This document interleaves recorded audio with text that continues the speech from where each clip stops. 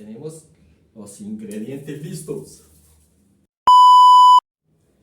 Muy buenas tardes. En el día de hoy les voy a enseñar un remedio cómo desinflamar los bronquios. Y para aquellas personas que tienen la tensión alta es muy bueno.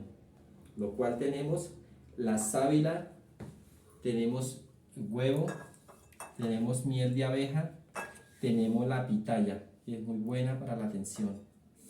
Y tenemos la leche. Vamos a preparar el jugo.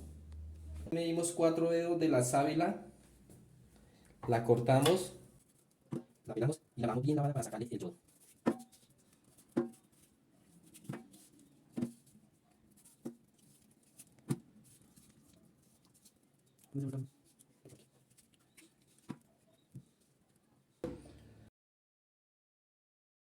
Procedemos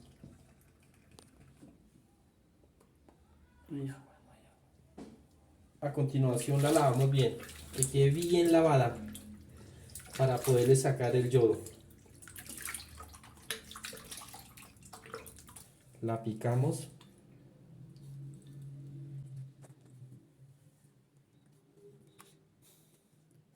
Procedemos a pelar la pitaya.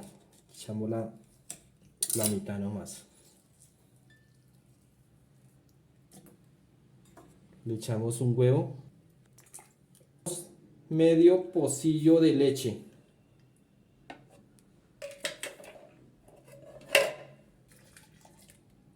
Miel de abeja.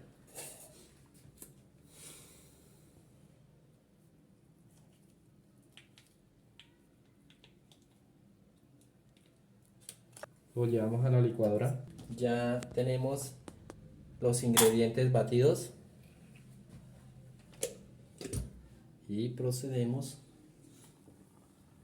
a probarlo. Y esto lo hacemos por 3 días de seguido. Es un remedio muy bueno para desinflamar los bronquios.